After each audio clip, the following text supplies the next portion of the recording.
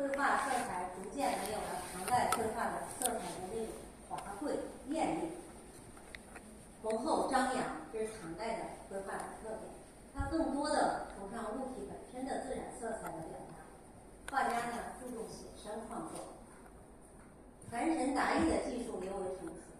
山水画色彩无论是青绿还是浅酱，啥叫青绿大家都知道，《千里江山图》用的是青石绿比较多，这样的就是青绿山水。大家都知道那个节目《只此青绿》，这个大家是知道的。浅酱呢，浅酱山水就是以折石色调的，用墨打底，用折石上色的，那叫浅酱山水。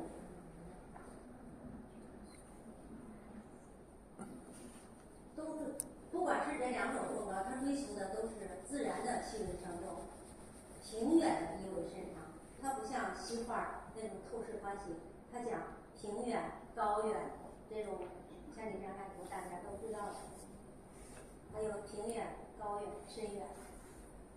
然后花鸟呢，则以院体为宋代标志性的风格。院体就是宋代的翰林院，他们主张的风格叫院体。院体风格这类作品色彩运用主张淡化薄施，不是像唐代绘画用颜料那么厚重，淡化薄施，富有灵动的意趣。在人物方面呢，色彩追求画面的色彩统一协调，较少使用多个色相呈现，就是比较干净，比较单纯，颜色不超过2个、3个，太多了就杂乱，是吧？人物呢不求富丽堂皇，但却朴实无华，耐人寻味。多层薄染而成的工系，大家知道，像工笔画，它的3繁9染，就是薄薄的染一层，再薄薄的染一层，这样多遍的染，并不是说上3次繁染9次，不是这样一个变数的概念，而是表达多层的去渲染、去渲染，丝毫不失其灵透的韵味。因为越薄变数越多，这个画的越灵透。宋代绘画的色彩，无论山水、花鸟还是人物，充分体现了简洁温婉、自然匀厚的特点，注重意境的表达。薄中见厚的色彩施染达到了淡雅亦富贵的丽丽的境界，体现出温和清雅、端庄隽永的中国儒学精神风貌，充满了文人气质。所以说，宋代的绘画大家称为文人画。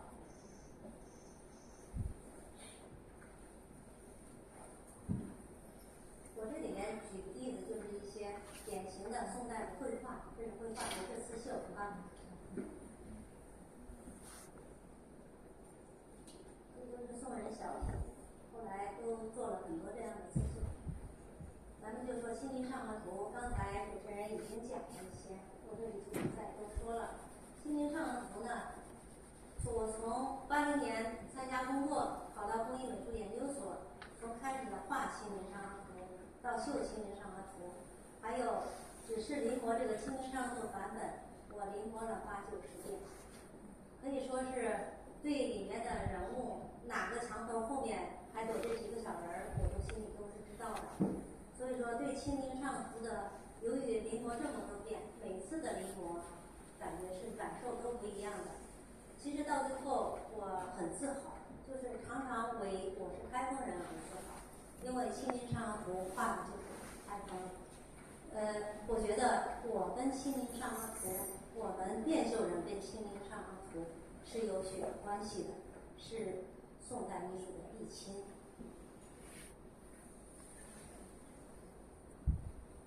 这是原来故宫版的高清版的这个《清明上河图》。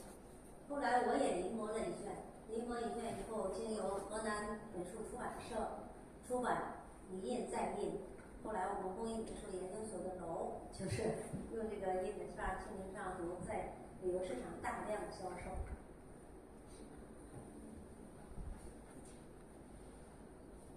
然后还有《九歌图》，《九歌图》呢，这次我没带来，我也是把它绣成了刺绣。这是宋代张敦礼的一幅绘画作品，是人物的，现在收藏在美国的波士顿美术馆。这是卷首1第1段，它这个长卷不是说连着，它是分一节图一节字。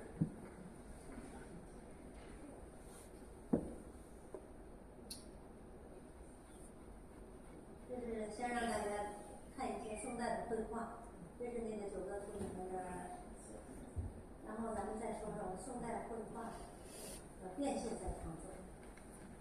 然后我们变绣在创作的时候，我们首先要把握的是对民国画的色彩把握，因为这个色彩你如果搞不懂，它的颜色色相，如果你这个弄不好的话，肯定是影响了这个宋代刺绣、宋代绘画它的一个首先的艺术高度。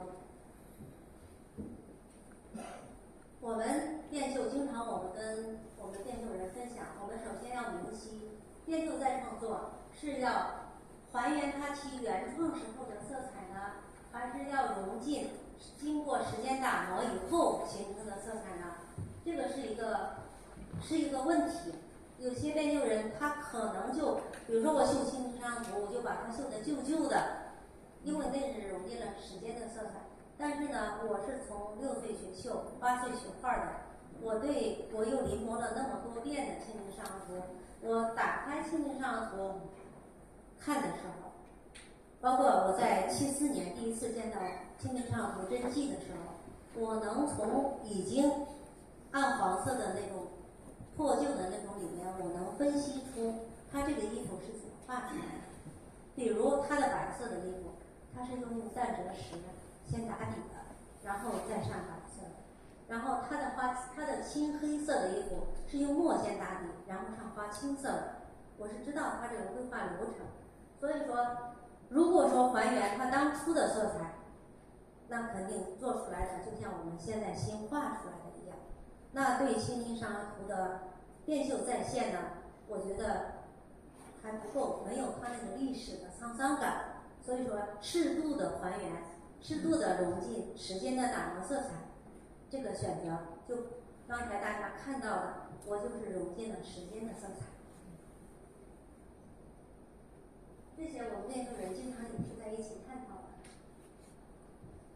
好多有其他绣种绣《清明上河图》，为啥绣？我说绣出来没我们，我们比较正宗，我们是有血缘关系的，因为他对这个画的理解也有一些欠缺，就是说做出来的往往是比较鲜艳，那就不对了。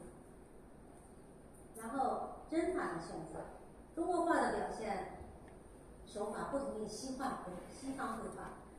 中国画是以平面造型、散点透视诠释场景及其意境，因此在刺绣在创作过程当中，对于画面中的物体质感的诠释是要把握合适的度数。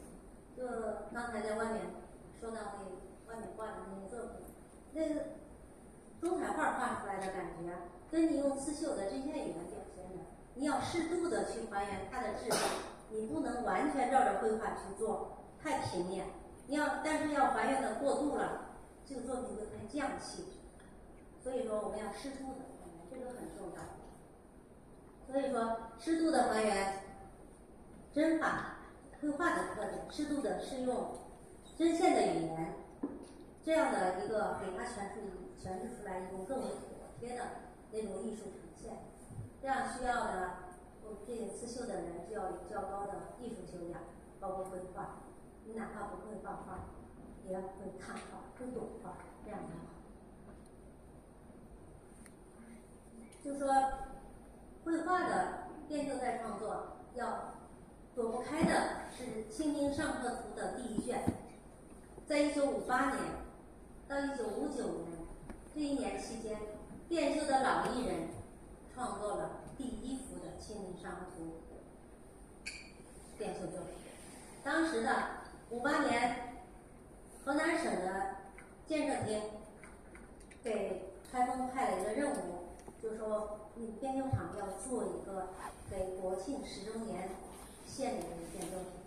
后来选了这件《清明上河图》，当时大家都没去绣过这么长的长卷，而且这么豪放的一个场面怎么去表达？这些老艺人20多个绣工，在画家蔡德全老师的艺术指导下，他们去故宫看了真迹，就到里面毛泥的时候，他们不知道这个丝缕顺线怎么弄，怎么表达它的质感，他们跑到郊区去看真的毛泥。然后大船上面，刚才大家看到那个大船上面的绳索，怎么去表达那个绳索的质感？他们跑到黄河边，黄河的大船上去看那个绳索。他们熬夜加班，20多个绣娘替换班，然后晚上呢蚊虫叮咬，他们把自家的蚊帐拿过来架到绣工上，钻在里面去绣。那个时候大家的积极性，下班了经常是撵都撵不走。第二天早晨，车间的门还没开，有的人到了，发现一扇窗没插牢，打开窗跳进去就开始绣，就这样的一群绣工。做了第一件的《清明上河图》，里面从左手1、2、3、4、5、6，第6个穿花布衫的那个是我的师傅杜秀芬老师，当时他才10几岁，所以说《清明上河图》第1卷的做成，献给中央办公厅，后来保存在人民大会堂。这件作品是老一代的师傅们给后来我们的创作奠定了一个特别好的基础。我们在它这个基础之上，后来又进行了大量的去做这个《清明上河图》，还有其他的长卷。要说现在的《清明上河图》跟之前的比好不好，肯定要比那个时候好得多。因为啥？咱不说青出于蓝胜于蓝，那个时候的师傅们没有绘画基础，是在画家蔡德全老师和王绍兴老师的指导下去做的。我们呢，现在因为我们的绣工是要求尽可能的懂得画，尤其我从8岁学绘画，我也是中国美协会员，所以说我对这幅画的各方面的线条的理解、色彩的理解，我把它用到针线上面，那是一定要比老辈绣得好，这才对得起老一代的师傅们。也就是《清明上河图》奠定了变绣的一个发展里程碑，一直到现在，刺绣长卷作品成了变绣的一个题材的特色。这个现在呈现的颜色有点偏了啊，这边就是刚才大家看到的，这个树没这么黄，这个显示器的事儿可能是这么黄的。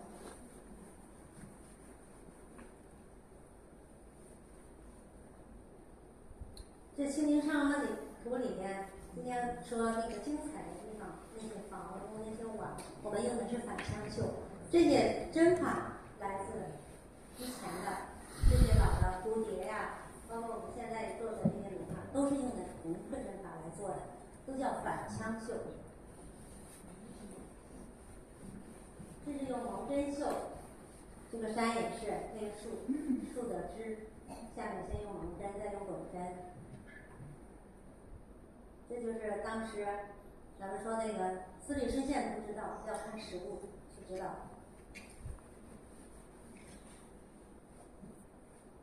这就是大船上面的绳索，这叫双河绣。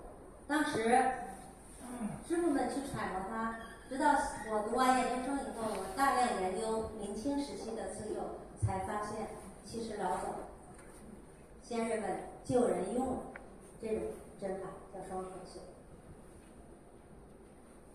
滚针绣，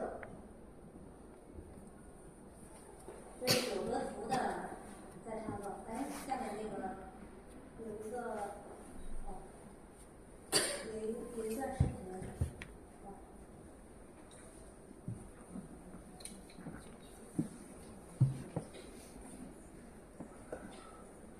这个显示器有点问题，整个颜色出来没有原本的那么沉稳了，有点飘稍微。咱们这个就不细看了啊。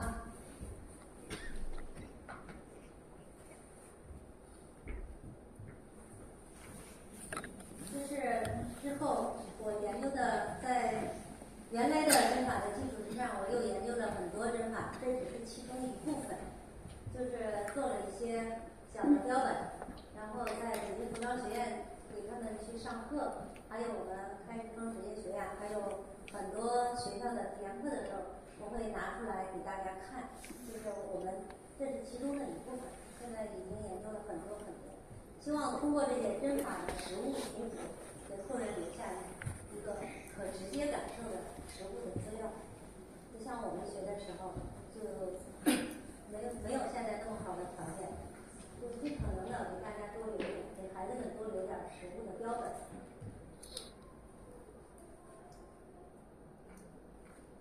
这是其中一种针法。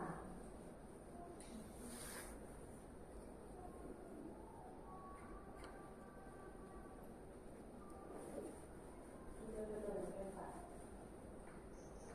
这件我大女儿绣的，她自己画画，然后用自己图画绣出来的画绣。外面绣的，这也是外面绣的。这到手绣，这是横绣，齐名绣，这是组合的，这是包梗绣，盘针绣。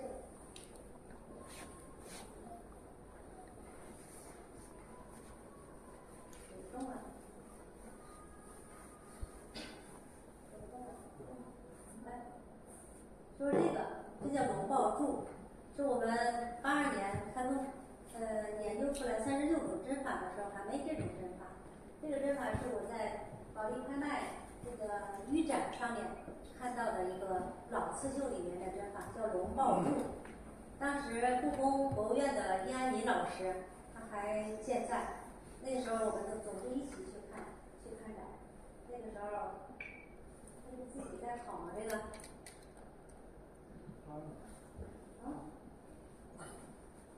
他不动了。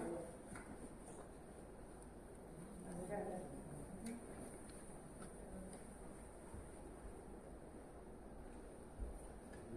那个龙抱柱呢，就在一件老的衣服上面，就是呈现出来的。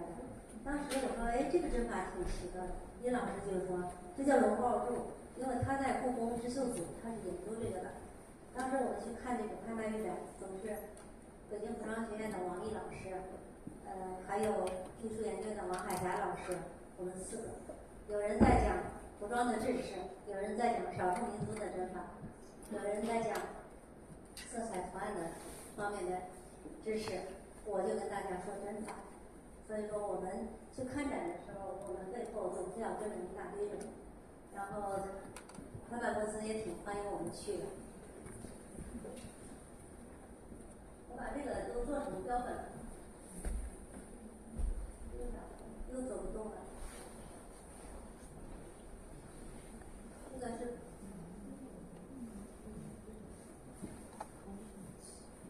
要不后面那姑娘你来操作，走不动了。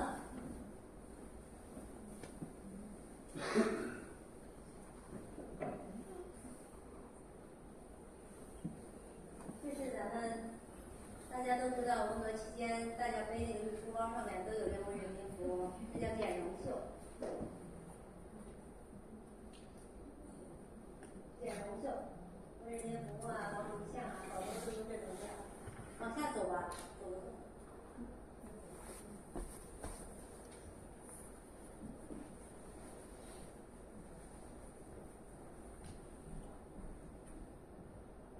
这是我的一套作品，叫《美人计》，记录的记，是我根据我师妹周雪的素彩画绣出来的。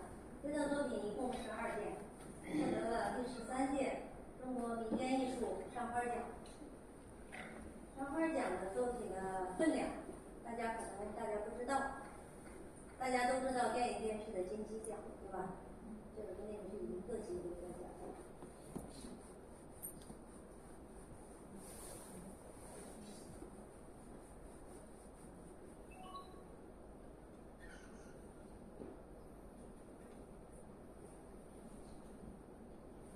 这就是我绣过的，还有其中有我带着徒弟一起绣过的长卷作品。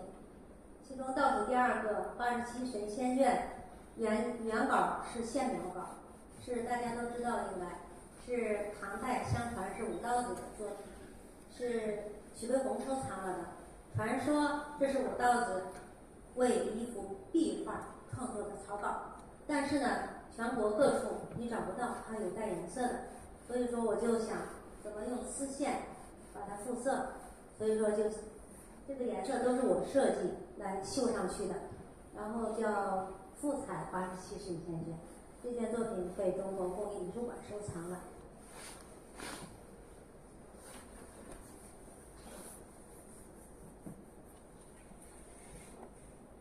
走了，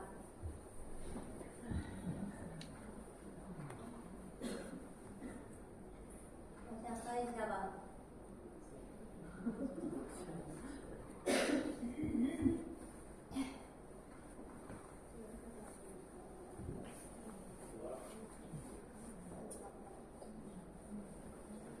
这是我的长卷40之7里面的局部，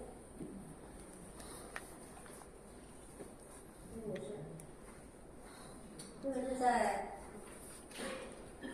中国工艺美术百花奖的评比当中获得了金奖的。这个是乾坤生意图里面的局部，这都是金奖作品。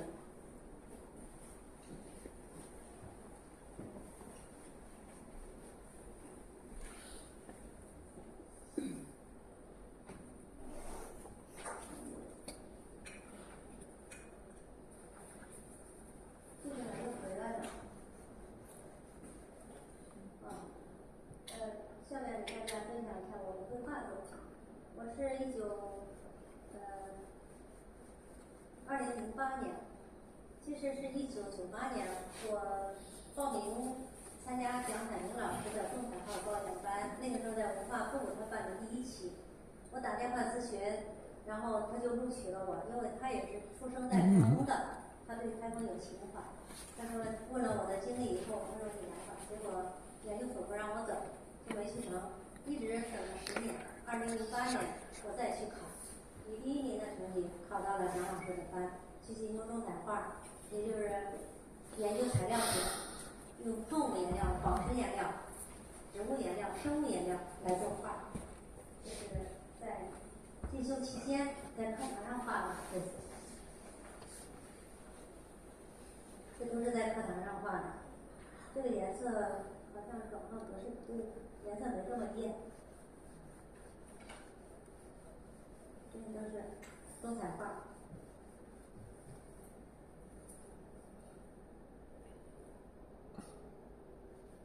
这些年除了刺绣就是画画。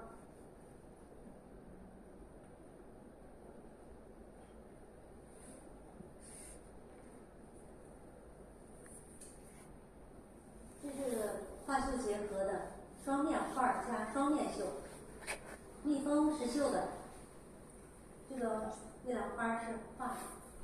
这个白大家看到的这个温润的白是用的砗磲研磨的粉画的，这个白色是千年不变色。可能大家知道为啥东方里面的菩萨有黑脸的，有白的，对不对？那个黑脸的用的白色是铅粉，铅白，那个没有变色的用的就是葛白，就是砗磲那个盘里面板面上大龟壳砸碎研磨的粉，这就是用那个颜色画的。这是一个画绣结合作品，底子贴的是纯金，石头是松烟墨，研磨的松烟墨加青金石加孔雀石画出来的。中间这2只瑞兽是刺绣绣出来的，这个得了中国工艺美术天工医院百花奖之一，百花杯是第1。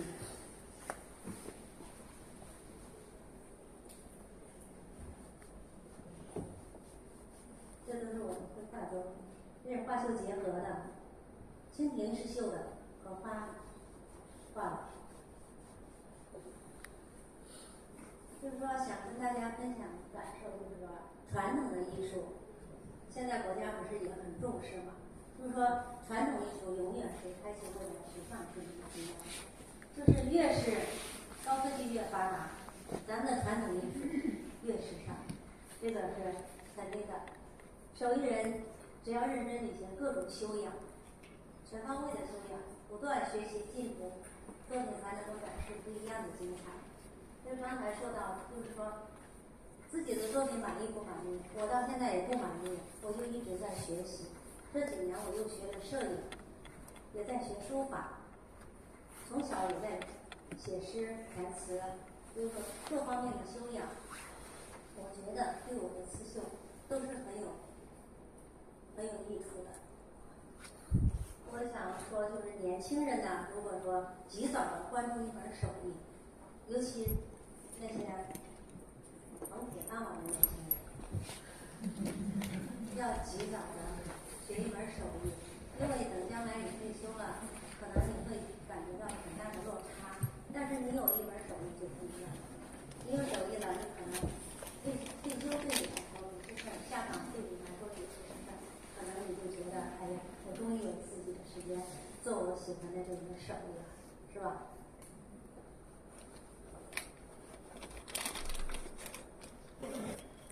你想想，我是58岁考的研究生，60岁毕业的，获得了艺术硕士学位。然后我毕业那年，我的小女儿也考上，这是2年之后的角色转换。这在中国艺术研究院成为了一段佳话。接着到现在就是中国艺术研究院一共考上去了3个刺绣研究生，我们占了2%。现在我们都就职在开封职业学院。说到开封职业学院，想跟大家说一下，就是说在开封职业学院开设刺绣专业，这在河南省是第一所。然后这个学校呢，很重视这传统文化的挖掘和人才的培养。现在2025年已经获得教育部的批准，开始招生了。也希望大家今后多关注我们开封职业学院，关注我们的开封电绣。这是我毕业的时候，包括跟我打算以后，那个时候真的学习完以后知道了理论方法，现在在写书，很多理论的认知，从那毕业以后，真的提高了很多。我的毕业论文写的就是咱们的广东潮绣。现在在这里我还想说到广东潮绣，我想特别感谢的是王伟平大师。王大师呢，这次邀请我到这里来跟大家分享。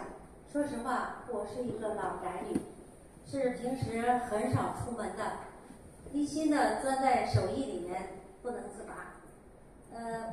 就说到这儿，我的摄影老师也在。我是19年去跟摄影老师学习的时候，老师带我们去扫街，走在开封的步行街。我说这是马道街吗？因为有鼓楼这个地标在那儿，我知道那是马道街。我说马道街啥时候变成这样了？老师说你多少年没来这里了？我说我想想至少10年了吧。他说这里变成这样就10多年了。所以我就是宅得很，根本外出很少外出。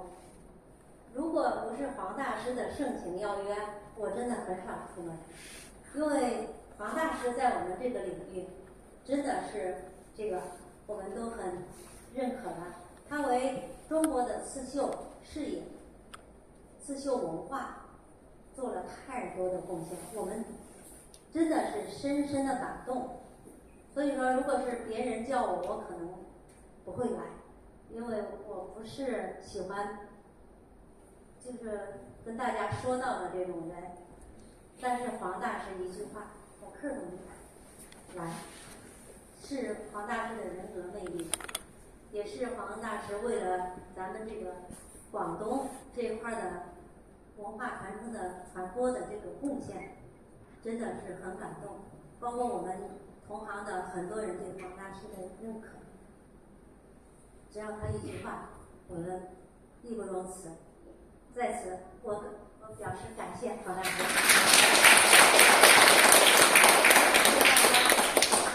在百忙之中来听我絮叨，也希望你们有机会到开封去。开封现在旅游很火，有王干娘、王婆说媒，也有万岁山、清明上河园，欢迎大家去。去了以后，看到我们开封现代的面貌啊！谢谢大家，祝大家再见，万事如意。谢谢梁老师，您请坐。对，您自那边。对，其实短短的一段时间哈，也是您把变绣带到了我们的眼前。那这个起于北宋，然后如今在中国民间成为非遗的一项手工业。那其实呢，可以说历经几十代绣娘的薪火相传啊，代代传承下来了。给我最大的感受就是变绣是华丽的，同时又是风雅的。您刚才其实提到了一些作品啊，特别那2个瑞兽是麒麟吗？不是，不是，那是不是都传说龙生九子吗？啊，他的第5子酸泥，酸泥，对，他是龙和狮子的孩子。龙狮酸泥，对，你看他又像狮子。对，我看他，原来是龙生九子之舞啊。那其实您刚才说用了大量的金箔垫底，又用了这个宝石，就矿物质的颜料，那它的造价一定不菲吧？那肯定的。当时我是在北大进修文化康结业完了以后，我就在想，怎么把中彩画和变绣有机的结合一下，就是创作了那件作品。那个金箔贴了5层。因为大家知道金箔它是很锃亮的，是吧？我为了不压它的主题，要突出这个2只瑞兽，我就把金箔把它砸成斑斑驳驳的纱巾一样，它既华贵又不张亮，又符合宋代美术精神。那幅作品的含金量有没有说有没有什么？对，我是创作这个作品的想法就是用最好的材质、最好的材料，去尽可能的用自己能拿出手的最好的技艺，去诠释这样的作品，让它成为一直能够被后人说说道道的、指指点点的一件作品，就是长久后是有它的将来这个时期的有它的创新价值和历史。杨老师，其实我们在论坛开始之前呢，也简单聊了一下哈，变绣我们